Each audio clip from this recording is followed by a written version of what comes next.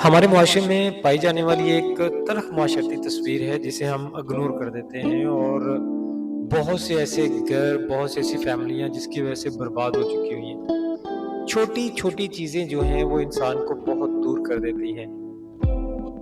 यानी अगर एक ख़ानदान की बात की जाए तो उसमें बहुत ही कम ऐसी माएँ मिलेंगी जो अपने बच्चों के सामने उनके बाप का मकाम बुलंद करके रखती हैं। जो बच्चों को ये बताती हैं कि कैसे उनका बाप अपने आगे का नवाला अपने बच्चों को खिलाकर खुद भूखा रह जाता है। कैसे एक बाप सारा दिन अपने बच्चों के रिज़्क के लिए मारा-मारा फिरता है। अपने बच्चों के बेहतर मुस्तकबिल के लिए क्या-क्या कुर्बानियाँ देता है और किन-किन तकालीफ का सामना करता है। किस तरह उनको उनके पैरों पर खड़ा करने के लिए अपने आप को बर्बाद कर लेता है, खुद को ख़त्म कर लेता है, तब कहीं जाकर औलाद किसी काबिल बनती है। मगर औलाद को ये बताने और समझाने वाली माएँ उनको ये नहीं बताती, इसलिए औलाद उस वक़्त तक उस बात को समझ ही नहीं पाती, जब तक वो खुद बाप ना बन जाए और तब तक बहुत देर हो चुकी होती है। तो एक फैमिली की कहानी को कुछ अल्फाज के अंदर कुछ यूँ बयान किया है कि तुम और मैं कभी बीवी और शौहर थे,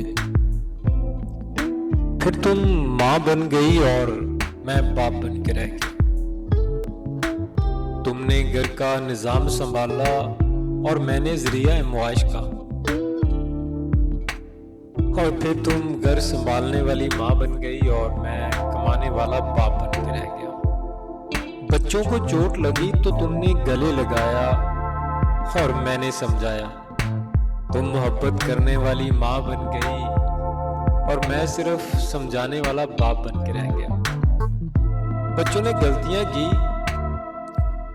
तो तुम उनकी हिमायत करके सुपर मॉम बन गई और मैं फकत समझाने वाला बाप। पापा नाराज होंगे ये कहकर तुम अपने बच्चों की बेस्ट फ्रेंड बन गई और मैं गुस्सा करने वाला बाप बन के रह गया। तुम सारा दिन बच्चों से राज़ो न्याज करते हुए अपने मुस्तकबिल को महफूज बनाती गई और बच्चों के ज़हनों में घर करती चली गई, और मैं सिर्फ घर का मुस्तकबिल बनाने के लिए अपना आज बर्बाद करता चला गया। तुम्हारे आंसुओं में माँ का प्यार नजर आने लगा और मैं बच्चों की आंखों में फकत बेरहम बाप बन के रह गया।